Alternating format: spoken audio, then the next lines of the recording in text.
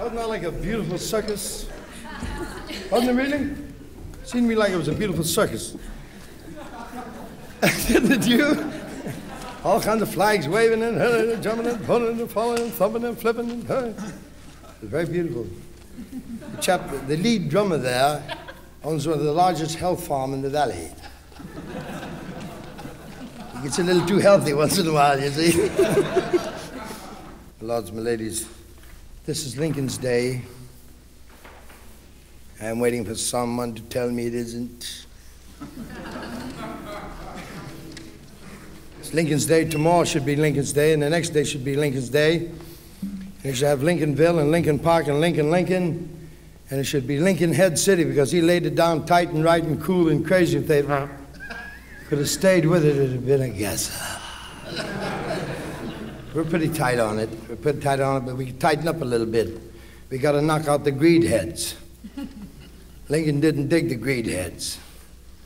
You understand what I mean? Like the supermarkets for one kick. You remember the first supermarkets? They said, oh, the supermarket. They got out bananas. You go in, yes. They trust you. Oh, yes. What do? You get a card. You do? Well, where's the proof? Oh, it's over there. Have you seen the Radney? No, I don't know anything about that. And then you are pushing with the supermarket with the cart. You grab the cart and you go strolling up and down the aisles and you load up all your jazz and you're working for them, see? But it's all right. It's all right. Because you're getting, this is the beginning, very, very low prices. Saving, see? So you don't mind, pushing it a little bit. And then a few swings go by, also, same supermarket, same card prices. And you're still pushing the mother cart. Still working for them. And you'll even take carts and push them into other carts. Show that you're, right? It's amazing. But it's a charge, isn't it? I love to go. I wish I had the nerve to be a great thief. That must be very exciting. I know a fellow with 17 sirloin steaks in his britches and you can't see him. He gets a little chill before he gets out of the day.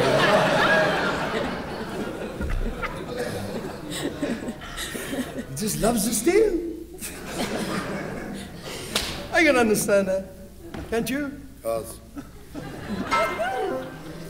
Oh, it's a hanger. Abe wouldn't dig that jazz. Well, it's a kick anyway, isn't it? What a great thing it is to be alive. My lords, my ladies, beloveds, would it embarrass you very much if I were to tell you that I love you? It embarrasses you, doesn't it?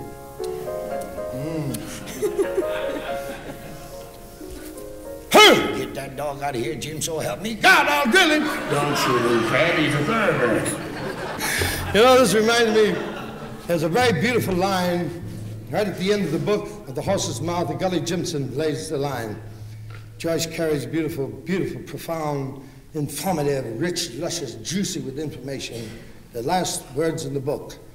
And when he falls off this sign and they carry him in and he's dying, but he's swinging. He's leaping, he's jumping, he's laying it down, you know. He's carrying it on. And they take him to the hospital, and it's a Catholic hospital, and they have nuns in there, you see. So he's still swinging, man. He's going out, but he's going out crazy, see. So the nun's a little shook up. She says to him, the nun says, Mr. Jimson, at a very serious time like this, don't you think that you should laugh a little less and pray a little more? And he looked at her and he said, it's the same thing, madam, and flipped out.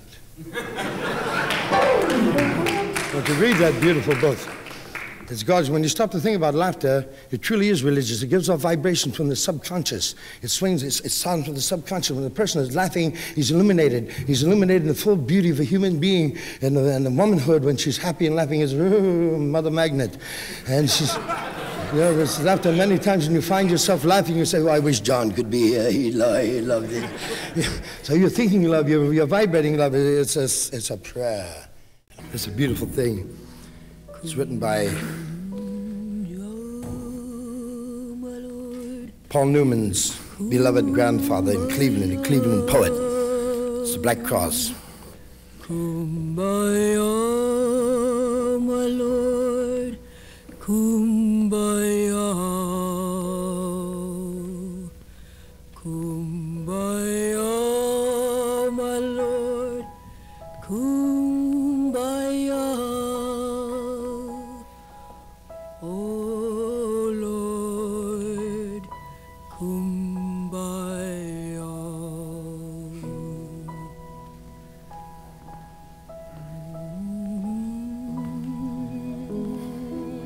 There was old Hezekiah Jones of Hogback County. He lived on a hill in a weather-beaten hollow. And all that he owned was a 2-acre plot and a bed and some books and a hoe and a shovel. Old Hezekiah. Black as the soil he was hoeing. He worked pretty hard to make both ends meet. He raised what he ate with a few cents over to buy corn liquor, which he knocked down neat, and a few cents more that he put in the cupboard against what he called the rainy season. But he never got to save more than $2 or $3, still he spent it. For this or that reason, the white folks around knew old Hezekiah said, well, he's harmless enough, but the way that I figure, he better put down them goddamn books.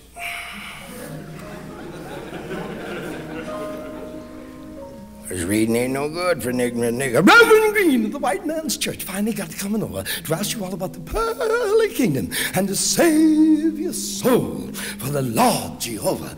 You believe in the Lord, said the white man's preacher. Oh, Hezekiah puckered his frosty brows. I can't say yes. I ain't gonna say it because I've never seen the Lord nowhere, nohow. You believe in the church, said the white man's preacher. Oh, Hezekiah celebrated. The church is divided if they can't make up their minds. So I can't either, so I'm just like them. I ain't decided. Did you believe in heaven, said the white man's preacher? Where you go, if and you're good, for your last reward. I'm good, said Hezekiah, good as a maple, but I don't expect nothing from heaven, oh, dear Lord. You don't believe in nothing, said the white man's preacher.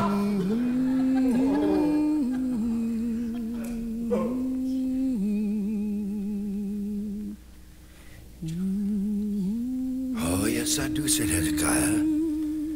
I believe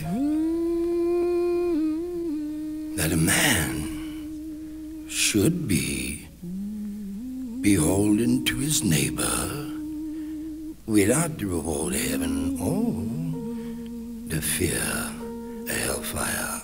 Well, there's a lot of good ways for a man to be wicked. And they hung Hezekiah as high as a pigeon. And the nice folks round said, well, he had it coming. Because the son of a bitch didn't have no religion.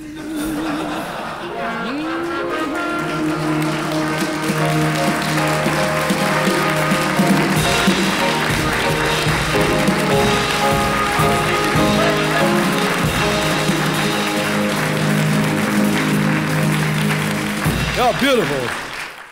What are you doing? I don't know. Fred, yes. Will you take those lions off the front of the boat? I can't move them now. The weather's intolerable. I don't care what the weather is. Take those lions off the front of the boat and take them off immediately. Good God, man. Have some heart in you, will you please? Have some heart. All right. I'm trying to run this expedition in a decent manner. I'm in here in the cabin trying to make out my accounts and keep myself in a sane stage of mind.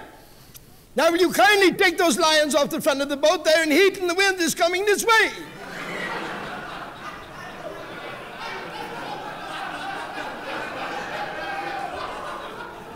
Thank God. How about you, Roger? Now look at all you cats and kitties out there whipping and wailing and jumping up and down and sucking up all that juice and patting each other on the back and hipping each other who the greatest cat in the world is. Mr. Malenkoff, Mr. Talenkopf, Mr. Eisenhower, Mr. Woosen, Mr. Weisenwooser, Mr. Woodhill, Mr. Beachhill, and Mr. Churchill, and all them hills gonna get you straight. If they can't get you straight, then no cat that knows a cat will straighten you. But I'm gonna put a cat on you was the coolest, grooviest, sweetest, wailingest, strongest, swingingest cat that ever stomped on this jumping green sphere, and they call this your cat, the Naz.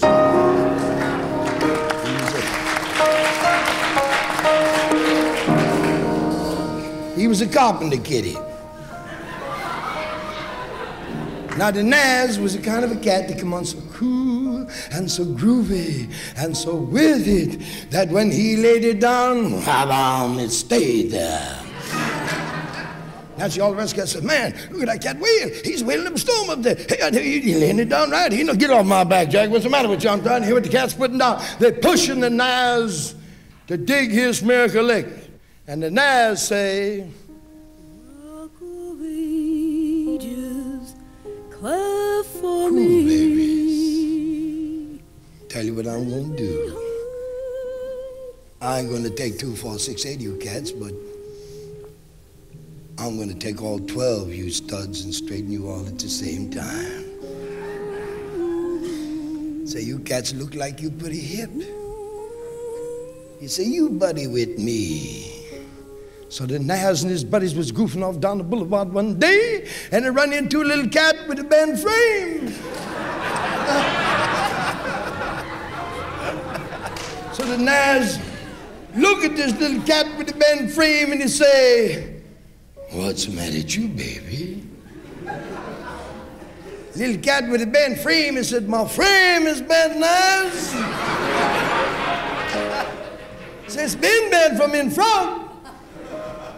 So the Naz look at the little cat with the bent frame, and he put the golden eyes of love on this here little kitty, and he look right down into the window of the little cat's soul, and he say to the little cat, he say, straight in, boom, up went that cat like an arrow, and everybody jumping up and down say, look what the Naz put on that boy.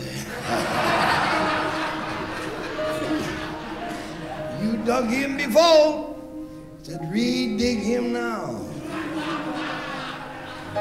Everybody talking about the Naz, what a great cat he was, how he swung with the glory and love, how he straightened out all the squares, how he stumped into the money changing card and kicked the short change all over the place and knocking the corners off the squares, how he put it down to the cat dug it, didn't dig it, put it down twice, dug it, didn't dig it, put it down the third time, dug it, boom, walked away with his eyes bugging out there, bumping into everybody. And they're pulling on the Naz's coattail. They want him to sign the autograph. They want him to do a gig here, do a gig there, play the radio, play the video. He can't make all that jazz.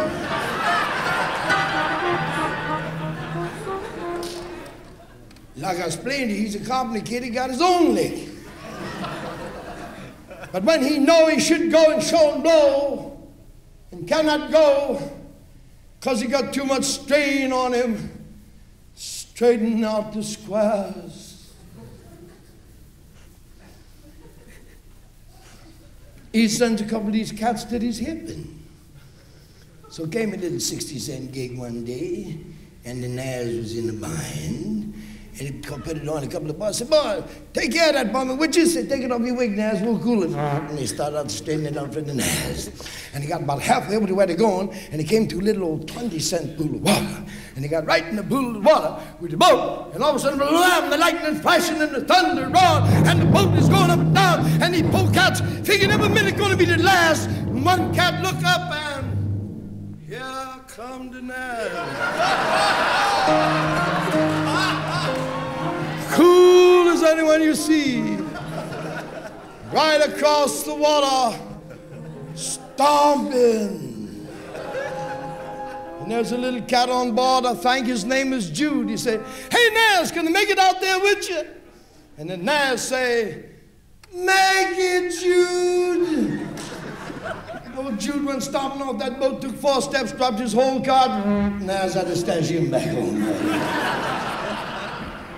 So the nurse say, he said, "What seems to be trouble here, boys?" He said, "You hitting on that SOS bell pretty hard." He said, "You gonna bend that bell knocking on it like that?" Well, the cat said, "What seems to be trouble?" Say, "Lord, I say, can't you see the storm storming and the lightning flashing and the thunder rolling?" And the nurse say,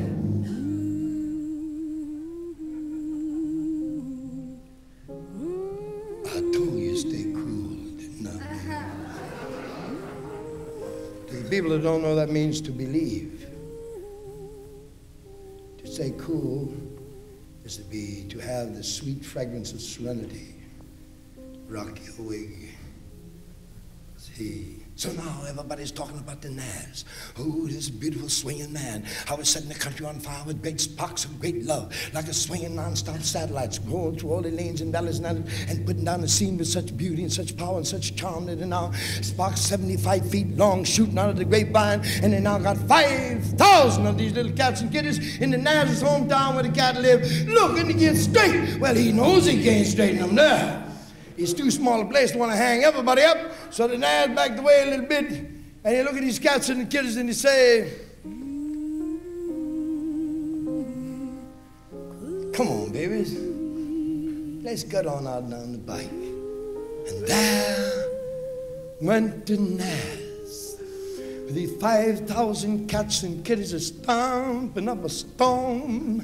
Behind him there's a great love river joy. It's going like a great chain through these gorgeous cats and kitties as they're swinging along in the beat of the Naz, and the birds are flying along one side and singing love songs to these cats and kitties, and it's a great jubilee of love. And the Naz talking about hoppity the hour, hoppity the flower, hoppity you, hoppity me, hoppity the tree. Naz had them pretty eyes. He wanted everybody to see with the eyes and see how pretty it was, and they're having such a glorious swinging time that before you know it, they were 42 miles out of town and nobody got the first biscuit. So the Naz look at them cats and kitties and they say,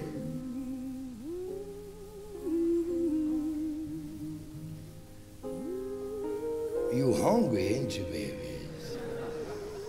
And the cat say, "Yeah, Naz say we was digging so hard what you putting down. We didn't prepare, say we goofed."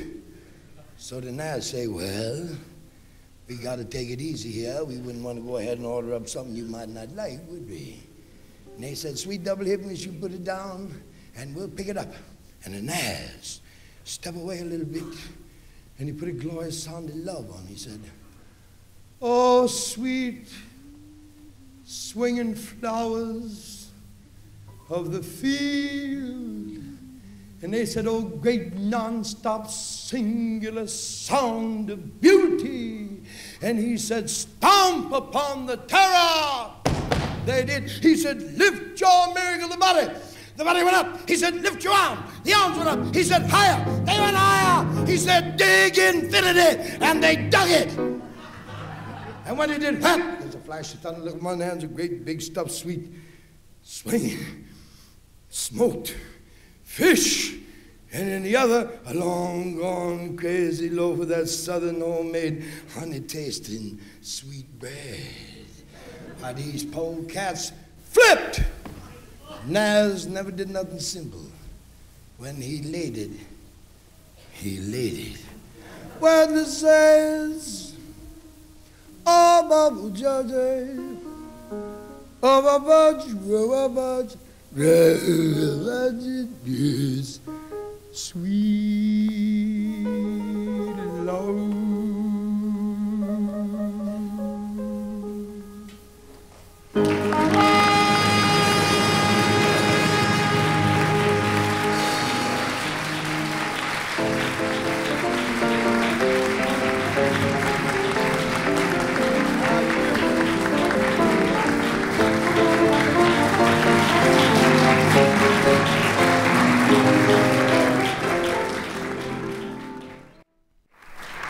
Let me hip you to something. When you make love, make it. Oh, some of you brothers and sisters, holdouts. Ah, yes. Little truth. Truth is strange to the ears, even wild truth. wild truth, things that happen that they supersede and carry on beyond the parallel of your practiced credulity. And you say that lying, but it may be the truth. For instance, one time in Chicago, I isolated myself to the point that I lost my love and my contact to the people. I loved the people, but I couldn't get to them. They didn't know that. Hello. But I loved them, but I suddenly backed away. I broke all those love strands, and I tightened up, and I had money in my pocket. I had a wheel and a long set of wheels. I had to go somewhere. I didn't want to go anywhere. I didn't want to see anyone I knew, anyone I ever knew. I didn't want to meet anyone new. I wanted to be alone. I wanted to... Yeah. And I was drinking of the good juice. Suddenly I decided that I'd go to the Club de Liza. I didn't want to go to the Club de Liza, but I had to go somewhere.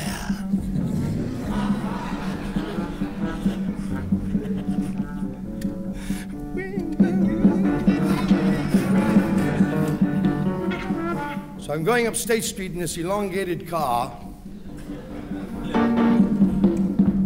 and there's a sweet, wild, crazy, illiterate, smooth, cruddy smaze on the street. And I'm going up State Street, and I'm still locked in. I'm locked in tight. I'm just goofing along, pretty good. And suddenly I feel the shift of the bump and the thing of the bing, and now I have an objective. Said those dirty, lousy, miserable, rotten politicians. Oh, those thieving monsters. Those greedheads. Look what they've done to this beautiful city. Look at these streets where those rotten, foul-headed freaks. Death to them. Just then I hit a little raise in the pavement, and I, boom, went right over, hung right in the middle of those flat state streetcar tracks with my big, fat, bulging tires, and all of a sudden, whap! I had my own railroad.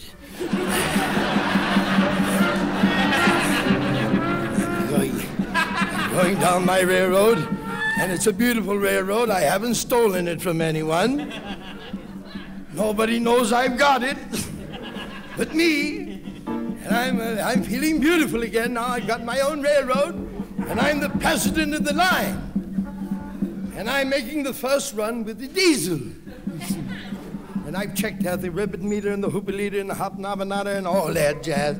And everything is cool. And I've just got myself set back. The president of the line.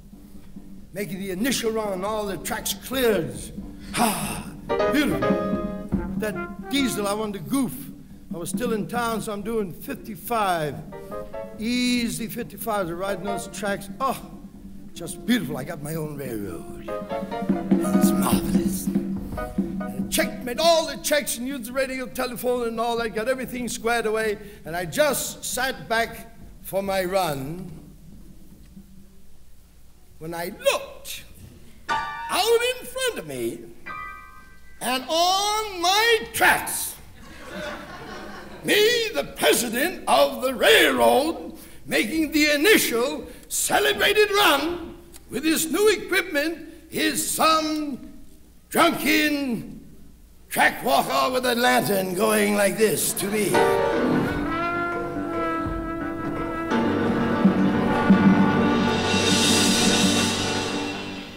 I thought to myself, if this beggar only knew the president was in the cab, there'd be no nonsense like that.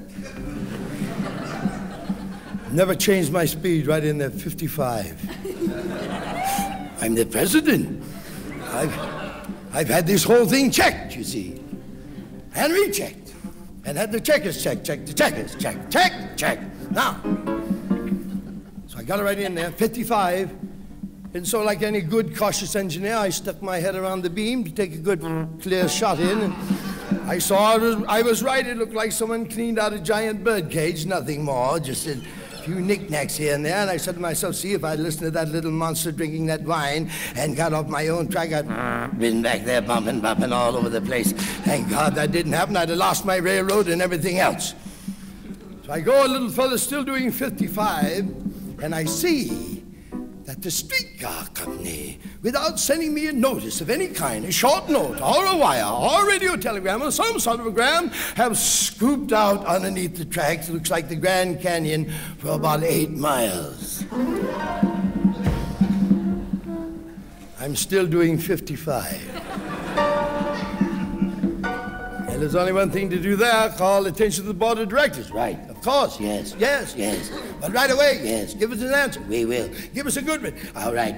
Give us one, I want one right now. Yes, well, cross everything you got and keep it crossed and don't breathe anymore. And you have been breathing, and don't breathe in long breaths, breathe in short breaths, and keep everything cool and feel the tips of the rip of the zip. And right there, don't change your hair. And I made it. It's about 110 miles, or 68 feet, and I looked through the rearview mirror, and I saw the lantern go out of the cat's hand. Boom. Reflex. And I went down to the corner, and my whole posterior came over my head like an electronic elephant's ear, went ring-a-ding-a-ding-a-ding-a-ding-a-ding-a-ding.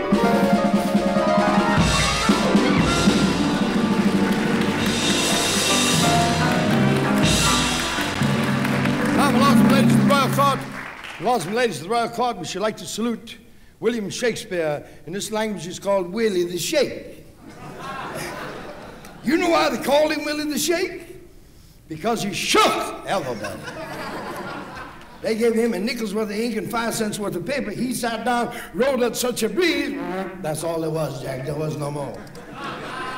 That's all she wrote. Everybody got on. Got so many studs arguing about who he was, they blew his right name.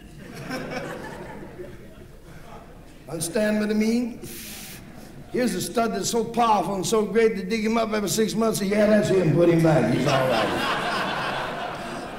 Too hard a stud. And you remember when Mark was swanging with Cleo on the Nile, cruising under that crazy moon with his wild, crazy Cleo. Hello, friends. And Caesar got all goofed up and swung in there to Rome and got in that house and they sliced him all down. Naturally, the Roman Senate was jumping salty all over the place, so Mark had to cool it. So he fell in on him, he says,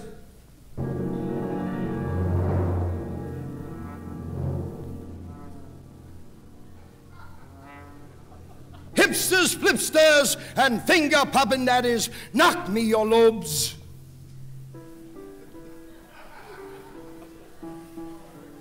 I came here to lay Caesar out,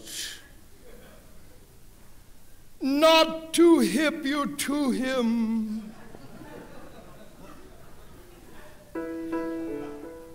The bad jazz that a cat blows wails long after he's cut out. The groovy is often stashed with their flames. So don't put Caesar down.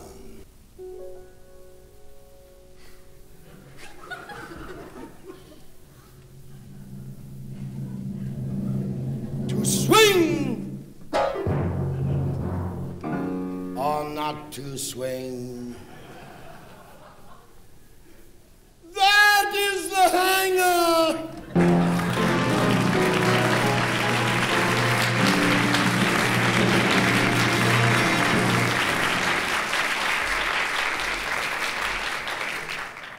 I could do a little creative wig bubble for you called God's Own Drunk.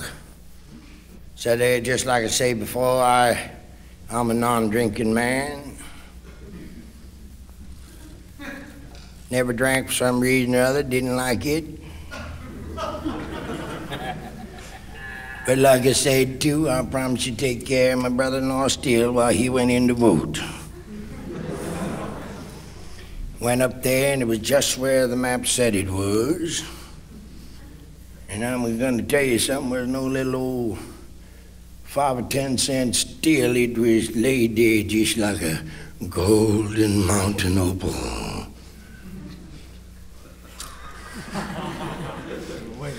With a kind of a honeydew cry coming from it.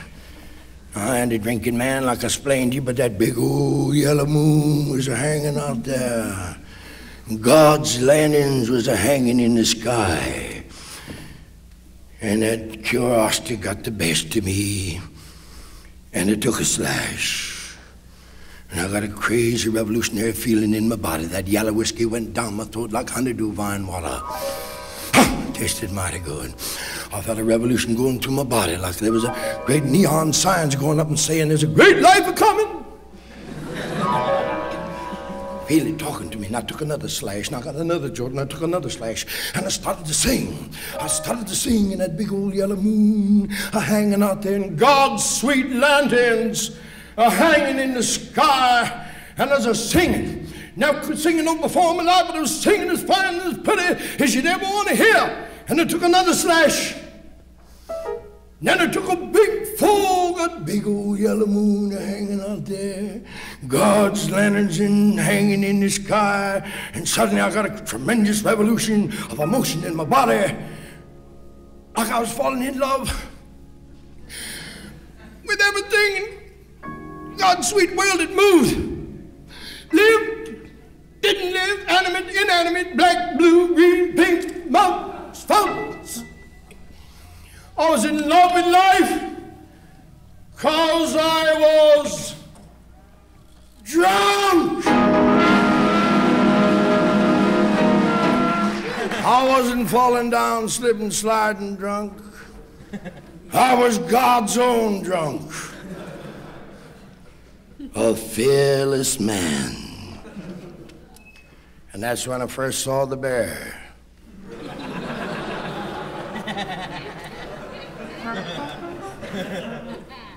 Big old Kodiak-looking fella, about 16 foot tall.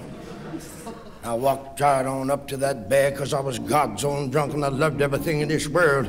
Walked right up tight to him, about 4.5 feet, and looked right up in his eyes. And I'm going to tell you something, brothers and sisters. My eyes was redder than his was. Hung him up. And he's a-sniffing. He's a-sniffing. He's trying to smell some fear. He can't do it because I'm God's own drunk and I'm a fearless man. He expects me to do two things, flip or fly. I don't do either. Hangs him up.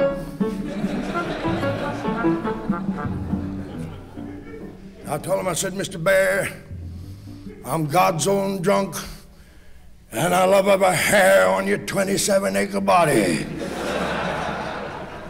I'm a fearless man. Said, I want you to go around, know you got bear friends over the hill there, Harry Bear and Tim Bear and Jelly Bear and Tony Bear and Teddy Bear, Phil Bear, Hazel Bear, John Bear, Pete Bear, and Rare Bear. Go over and tell all of them that I'm God's own drunk tonight. And I love everything in God's green creation. And I love them like brothers. But if they give me any trouble, I'm gonna run every goddamn one of them off the hill.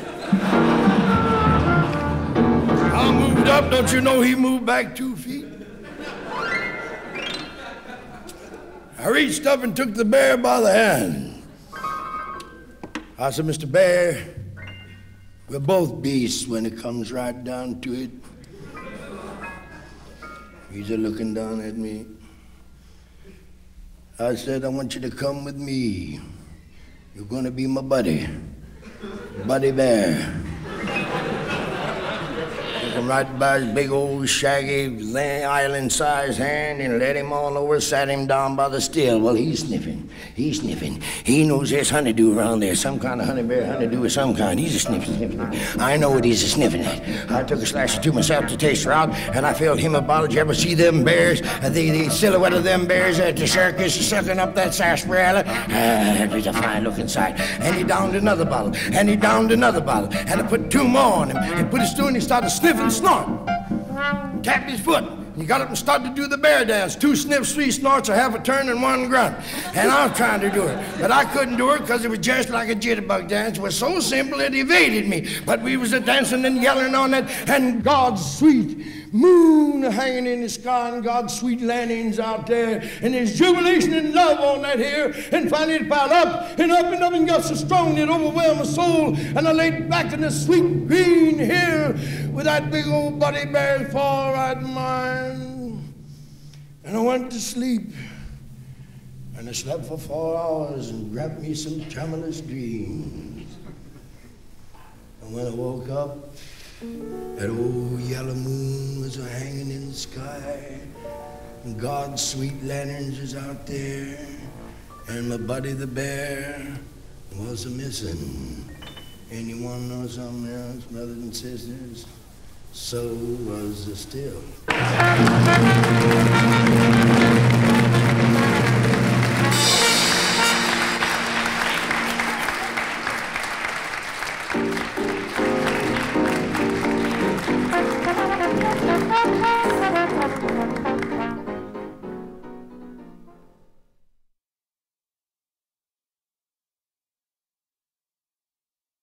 Play me some beautiful, dreamy music, dear Prince. Hey?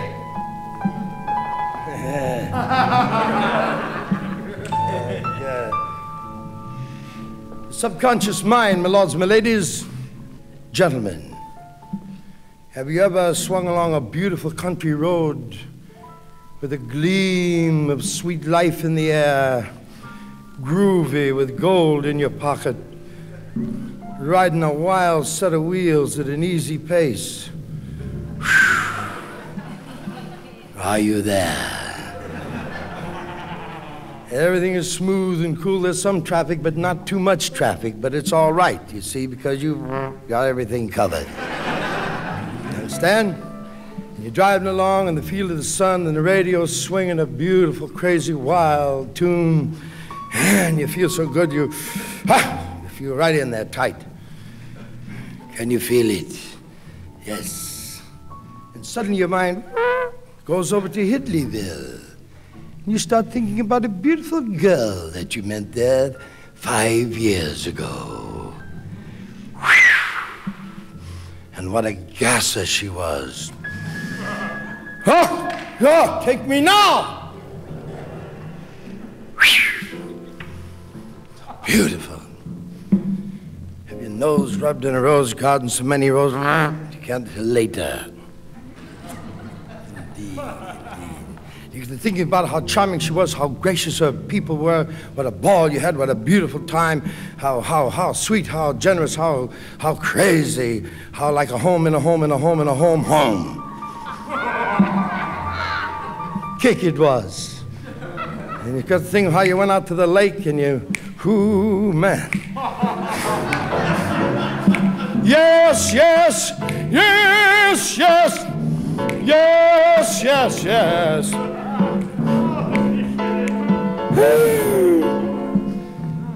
And you go many, many other places along that Rosetta, the Reverie Creek, and all of a sudden you say, what do I do? Wait a minute. What's is everything all right? I haven't hit anything. I don't think I have, no. Those fenders all right?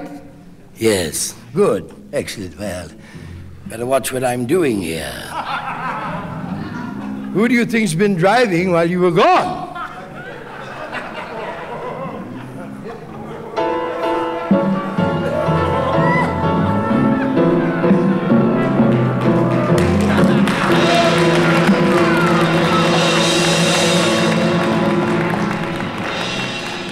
So say, Fred. Yes, Charlie. Will you kindly step over here a moment? I can't. I'm busy polishing the firehouse. You've got this firehouse polished up now until you're endangering the life of the men. You almost killed Fred Simpkins the other day. He couldn't get a grip on the pole. I'm sorry. Oh, that's marvelous. He's sorry. Come here. Yes.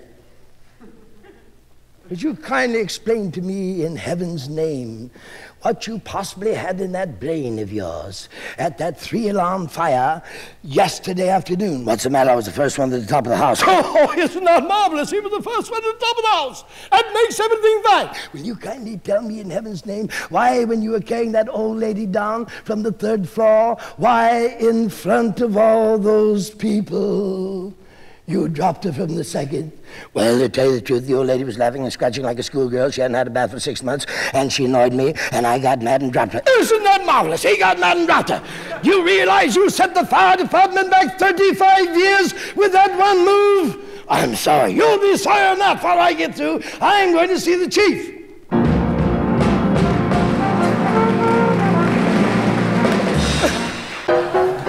Would you like to hear a good little commercial, Kate? Jingle? Like to hear a jingle? Yes, I know, honey, they're trying to shoot the moon out of the sky so you girls can't jump over it anymore. I read the papers too, but let it down, baby. Let it down. Yes, I know, honey, you like to get out to them green, lush fields with them honeybirds that swing around and the daffodils and the wildflowers and all them butterflies are flying around that sweet breeze, and I want you to get there, but just do me a little favor, sugar. Let it down, baby. Let it down. Don't sing me none of your love songs, honey. I got 18 you girls to take care of this morning. That milk truck will be on here in a minute now. Let's not get fussy. Let's do what we're supposed to do. Let's have a meeting of minds, sugar. Just let it down. Let it down. Hey, daggone, look at that fresh milk. My God, it's nutritious and rich. There'll be fresh milk for everybody today. Thank you, honey. All right.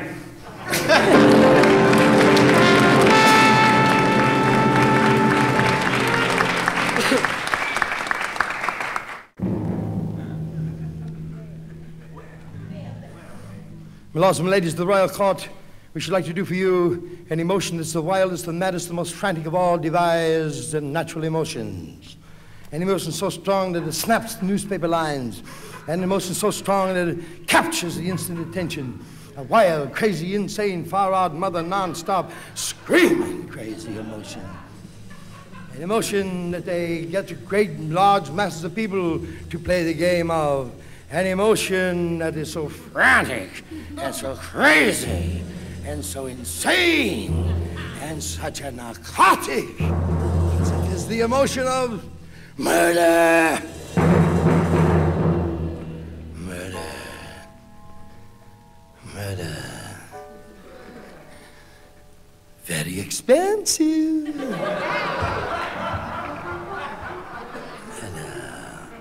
For there is no man who has lived who has not said to himself at one time or another, that woman, what is she doing to me? Lying to me. I know it. Cheating on me, yes. Talking while I'm talking. Leading me around by my nose. Spending my money.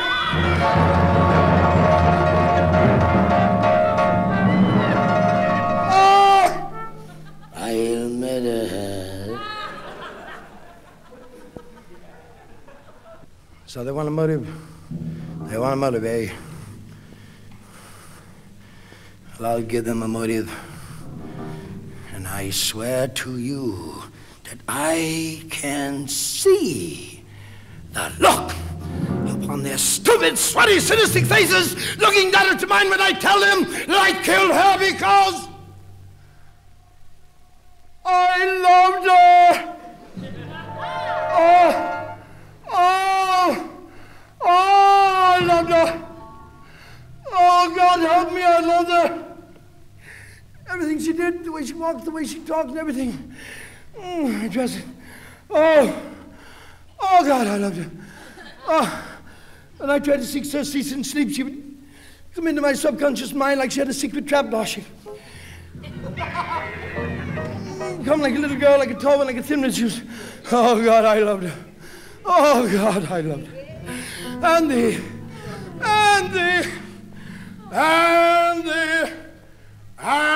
the rotten, vicious, monstrous things that she did were to me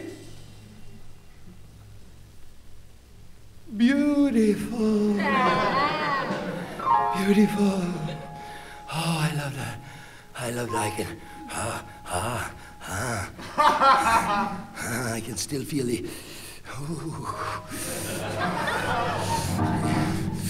exquisite pressure on my wrist. Grabbed her beautiful neck and with a knife and the blood. The rich red blood. Oh, God.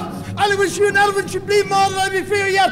I did it. I'll do it again. I'll do it 1,000 times. I told her, too smart. She wouldn't listen, eh? I did it. Cut her up, slice her up in little pieces. Cut her up, slice her up, ship her away, ship her out. Put her in the car, ship her. Cut her up. I did it, me. I told her. Did it 1,000 times. I'll do it again. I'll do it again. I'll fix her. You'll come back to her life. I'll do it again. I'll do it again. Henry. That's me, I'm the master. Henry. What's your name? Oh. Henry. Oh. Henry, I want you to get up and put on your pants and go out and clean the hen house before breakfast.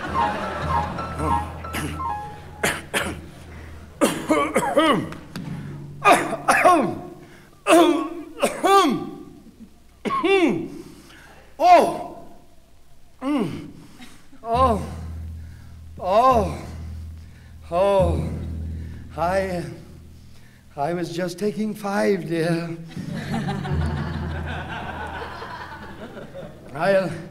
I'll be out there, darling, as soon as I get my pants on. You can't do anything till you get your pants on, dear, and I'll...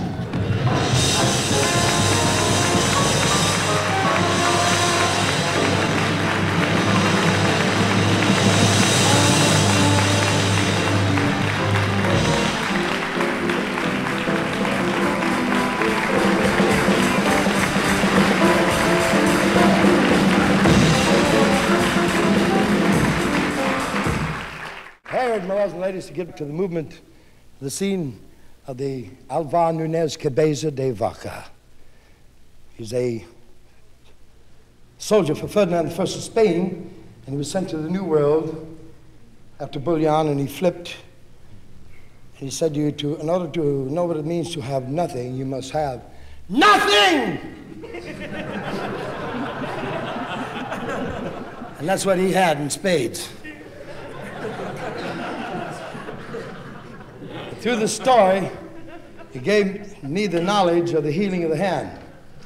And I want you to dig it deeply and get your, just to straighten it out a little bit for you. He met an Indian chief who was starving to death. They were starving to death. He said, they thought he was a white god. So they said, we'll be very happy to help you if you straighten out the chief's boyfriend. He's had a little trouble. He looked like he's going to sit in the door with his back to the street and, you know, turn him around. So he didn't know anything about making an appeal. But he fell back on his knees and he made a connection that shook the peninsula. I'm telling you. Oh, he moved him. And here's the way it goes down here. Now, you heard about Vasco da Gama, the island bumper. He was a history cat with a big fast press agent. He'd say, the Gama Bump Island #1, boom, put it in the book. The Gama Bump Island #2, boom, put it in the book. But there was another cat jumping at the same time that had a lean press agent that cut his first cap to shreds. And they called him Alvar Nunez Cabeza de Vaca the Gasser. And he was a warrior stud for Ferdinand I of Spain. And Ferdinand I of Spain was a balling king. He likes to see the juice drinking and the good time going and the chicks jumping. And he's can on cat all the time. He's the kind of a stud that sticks his wig out of the castle window in the early bride and say, look at Princess Liberty this morning. She looked pretty cuckoo today. So give that chick another castle. Say, we ain't got no more castles, your majesty. He say, build her one. Don't stand there like an idiot.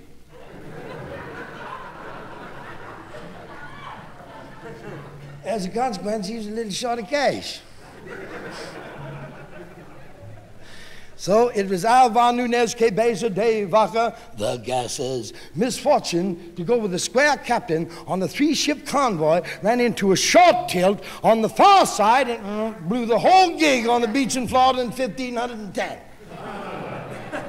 And Florida in 1510 was Crocodile City. You couldn't sit stupid Scott. It's snapping all over the place. And every buck in the jungle is dive-bombing these polecats. And the ones that ain't dive-bombing is hitchhiking rides on them. And they're beat, bent, flap, trapped, and de-gigged. Hey, so you don't know what that means? That means no job.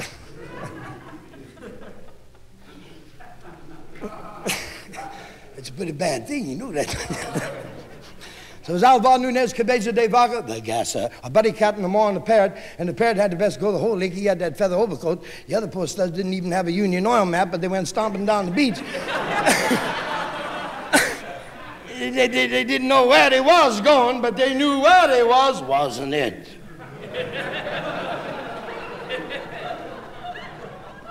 So to show you how hung up they was, they stomped all over Texas.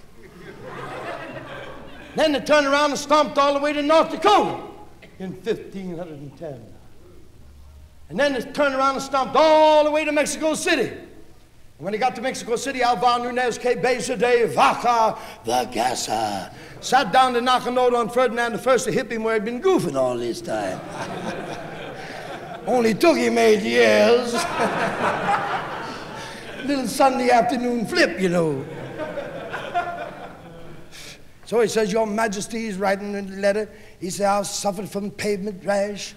He said, I've been billed, willed, and twilled. He said, I've been flung, wanged, and loaned. He said, I've been hung up and jammed up and framed up and backed up and stacked up and macked up and racked up. But he said, I'll never dug no jazz like this last riff you put me on. He said, my buddy cats and me was in such a sad bind, we were breathing in staccato to keep the pilot light lit. He said, just about ready to give up the whole gig, and they ran into an Indian village. The guys would say, well, I'll go in here and sound the chief and get a couple of buckets of acorn and say, we might not find out where we is, but we'll be able to find out who we is. That'll help a little bit. Say that, that's right. No sooner got that out, and here come the chief. Says, me say, your big God, me know. You come big ship, he got white wing, he go sky. Good you come, you got good miracle wing. Me got buddy cat, he have little couple 17 crocodile. Okay, you good, you miracle wing. You got big wing, you fix him up, put him on the feet. Me give you a couple of buckets of acorn, maybe 2 or 3 squaw, okay? He ain't even slipped the cat in the bisco up to now. And the cat that he's asking to get straightened out is in very delicate condition indeed. He's not on the razor's edge. He's on the horn of the scone. But they didn't call him Alvar Nunez Cabeza de Vaca, the gasser, for nothing. He fell down on his knees and he said, Lord, this is Alvar Nunez Cabeza de Vaca, the gasser, sounding to you, Lord. No use in looking for me in the book. You won't find me there, Lord. I've been blown for Ferdinand I to another part of the field, Lord. He said, I know that you're busy. I can see your switchboard is lit up with calls all over the world. Help me here, straighten me this, do that, do that. He said, I wouldn't be sounding you now, Lord, if I wasn't in such a serious bind, Lord. But if you do me this little favor, Lord, and straighten out the chief's buddy cat, Lord, though I never blowed a note for you before in my life, Lord, you got yourself a boy.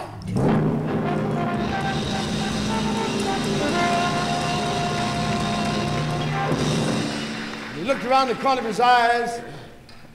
I had a tough run up that ladder, didn't I? He looked around the corner of his eyes and he saw the man he was praying for stand up and said, what time do we eat? And he blew about 200 beautiful miracles right across the land. There was even one stud under a rug for 4 days. Put the gasser on him, blew him up. This is history. Dig this jazz. And it's beautiful jazz. And Alvar Nunez Cabeza de Vaca, the gasser, said at the end of the letter,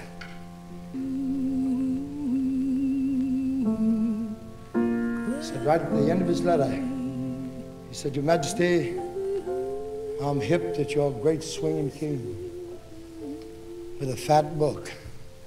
But he said, I want to knock a page on it.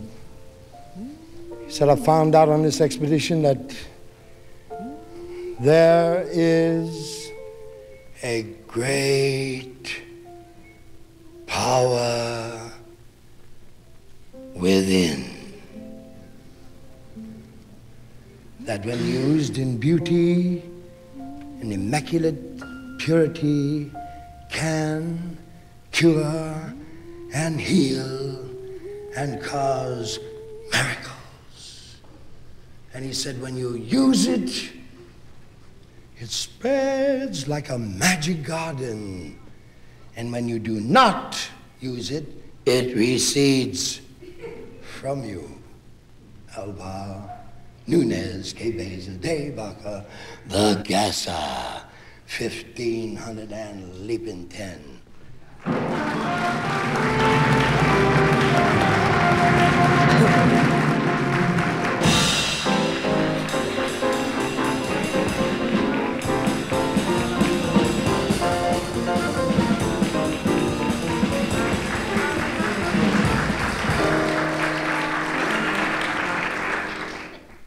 Now, because I think that rhythm is the key to everything, rhythm and attitude, rhythm and attention, rhythm and execution, rhythm and consummation, rhythm. Rhythm runs the whole swinging gig. And for that reason, I think this is a very interesting and true story. And it's about a young man who's a great rider in the racetrack, a favorite jockey. His name is Martin. And he's here tonight.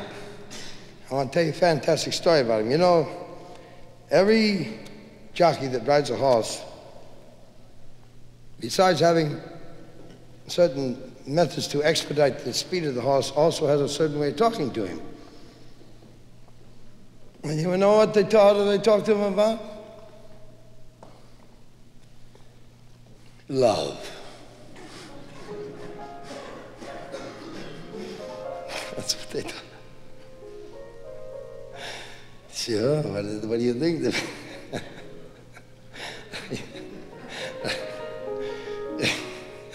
What else, right? I'm talking in the essence and beauty of the sense, of course. It's this little jock, this nice little man, got to the track early one morning, and he booked the favorite, Butterfly Nell. And his manager got there a short time after him and booked the dog, Joey. So he was the manager. So he had to take his tight little buttocks off the favorite and put it on the dog. Isn't that right, Mr. Martin? Right. And he told me that when the field broke, the first thing he sees was the horses going around the end of the because this Joey was a type and kind of a horse that was so sensitive and so electronically fixtured in its dimensions of vibrative rep that you couldn't touch him. You couldn't touch him. You touch him, he'd flip, blah, blah, follow. I don't know what the hell he'd take off. Pegasus. You know? So, in translating the sound that Martin put down on his horse for this fantastic result, now get this picture. This horse is lost. Everyone forgot about him. Forgot about him. He's so far behind.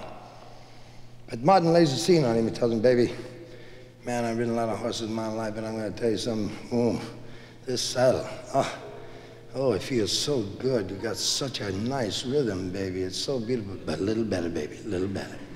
I said, man, I'm going to tell you something. I thought I'd ridden some horses before in my life, but he said, I'll tell you the truth, so help me God, I'll never ride another horse for you as long as I race in the track. It's wonderful. He said, a little better, baby, a little better. So, man, he said, this is a great thrill, this is a great kick, this is a great charge. How ignorant can a man be of the powers of horseflesh that I know that a Jew like you are in the stables there with no name, no publicity, no nothing. You beautiful baby, but a little better, baby, a little better, baby. He said, man, look at those fence posts come swinging on by there. Whew, man, he said, we're starting to move, baby. Oh, this is beautiful. Oh, this is thrilling. Oh, my God, he said, this is, oh, baby, oh, baby, oh, baby. Ooh. But a little better, baby, a little better. He said, baby said, I don't care what they say. This will be the first time this will crack every paper in the nation, baby, and I don't care what they say. So help me God, I mean this, baby, that if we win this race, I can see you going down the aisle with me arm in arm. I don't care what they say. I'll marry you. But a little better, baby, a little better. You know, you wound up with the longest odds in the history of the state of California racing by a nose. Take a bow, Martin.